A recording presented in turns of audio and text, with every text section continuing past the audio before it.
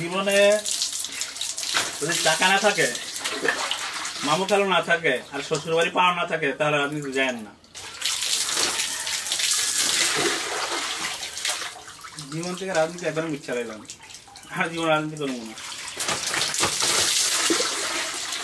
কারণ রাজনীতি করার কোনো যোগ্যতাই আমার নাই। এই যুদ্ধে বসে করে বাধা করতেছি, রাজনীতি জীবনে করতাম না।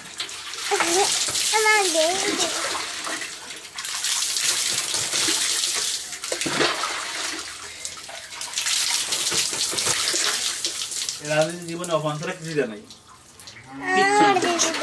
আর সবকিছু ব্যয় করছে জীবনের।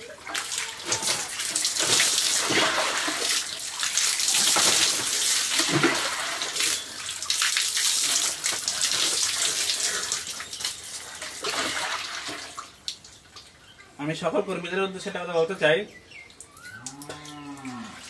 জীবনে যদি টাকা না থাকে, মামু খালু না থাকে, আর শ্বশুর বাড়ি পাওয়ার না থাকে, তাহলে রাজনীতি যায় না। যার শ্বশুর বাড়ি পাওয়ার আছে হ্যাঁ রাজনীতি যান, যার মামু খালা আছে, টাকা আছে, তারা রাজনীতি যান, নাহলে আমার মতন অবস্থা হইবেন। হ্যাঁ, মানুষ শ্বশুর বাড়ি জোরে মনে করেন আমার ধ্বংস করা হয়েছে।